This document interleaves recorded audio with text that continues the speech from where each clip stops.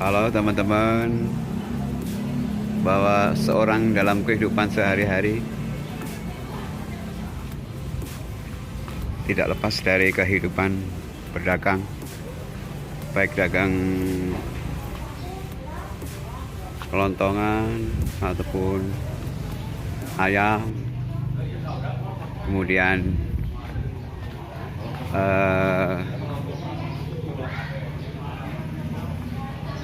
motor, telur, dan sebagainya. Beginilah kira-kira suasana pasar di wilayah Kabupaten Kuningan, ya pasar kecamatan lah, hitungannya pasar ya, sedang, tidak terlalu besar dan tidak terlalu kecil.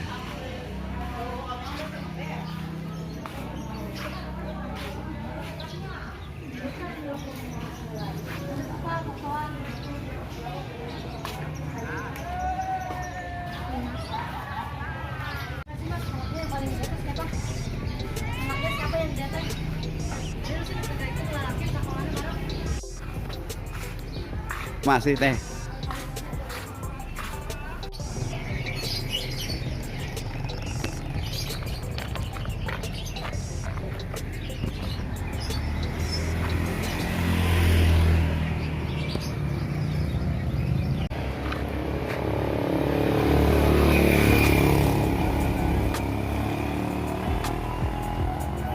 Baiklah teman-teman, kita langsung masuk ke materi, yaitu berupa tips 6 tips bagaimana supaya dagangan kita itu laris dan barokah. Yang pertama, barang yang harus berkualitas. Berkualitas dalam hal ini adalah barang kita itu menarik, kemudian mutunya bagus, kalaupun yang dijual tidak kadaluarsa, tidak jatuh, tidak expired istilahnya. Jadi kita perhatikan expired date-nya. Kemudian kalau misalnya itu ayam ataupun barang-barang olahan, itu cara prosesnya harus benar.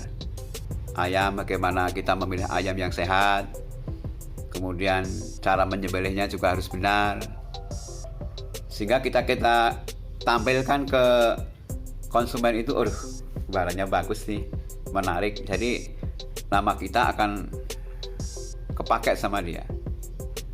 Kemudian yang kedua, tempat atau lokasi kita berdagang itu strategis.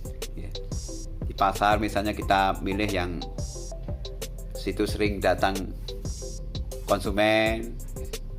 Kemudian kalau kita mau buka warung atau toko di perumahan, nyari yang perempatan, atau begitu orang masuk ke lokasi perumahan langsung lihat warung atau toko kita. Kemudian penataannya juga harus bagus. Kemudian tips yang ketiga adalah ramah. Kita harus ramah, harus murah senyum, sapa, salam, sedikit kita berbahasa basi, gimana Bu kabarnya, kok lama nggak kelihatan, putra putrinya gimana, sudah pada sekolah di mana, ya. Kemudian yang berikutnya adalah kita juga harus mau mendengar, ya cerita dia kita dengar, kita membalas dengan antusias, ya gitu. Jadi jangan cemberut, ya. Toh kita misalnya ramah kan, kita juga tidak beli gitu. Harus dari ketika ramah kita itu tidak hanya di mulut aja, tapi juga memang ramahnya harus benar-benar ramah dari dalam hati, itu nanti akan nyampe ke pembeli itu. Kemudian tips yang keempat adalah jujur dalam menimbang, ya. Kemudian jujur dalam keadaan barang saya seperti ini. Kemudian juga jujur waktu pengembalikannya harus benar, dijelasin, ya, ini Bu kembaliannya barang kepake sekian, kemudian pengembaliannya sekian. Dulu juga pernah ada seorang pedagang keliling, ya, pedagang ayam keliling, dia beli ayam ibu-ibu itu seharga 35.000.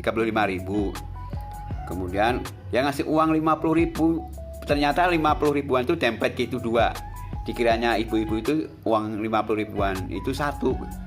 Karena pedagangnya itu jujur, maka dia berterus terang sama ibu-ibu itu, "Bu, ini gini, uangnya bukan 50 ribuan 1, tapi 50 ribuan 2."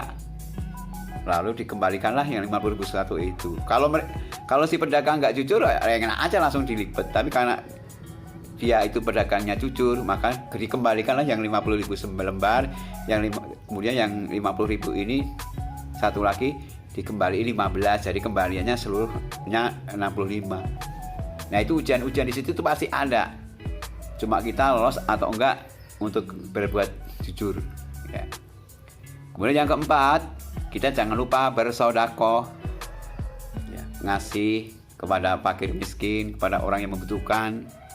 Karena di samping kanan kiri kita itu banyak membutuhkan. Ya. Syukur-syukur bisa minimal 2,5%, syukur-syukur bisa lebih.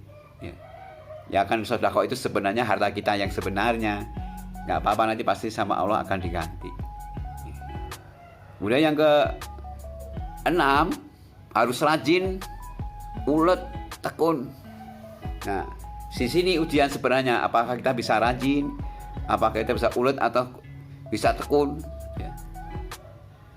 Jangan karena hanya mendung atau gerimis aja kita nggak jadi jeruan, mendung gerimis, nanti jangan-jangan nggak ada yang ke pasar, jangan-jangan ibu-ibunya nggak ada yang beli.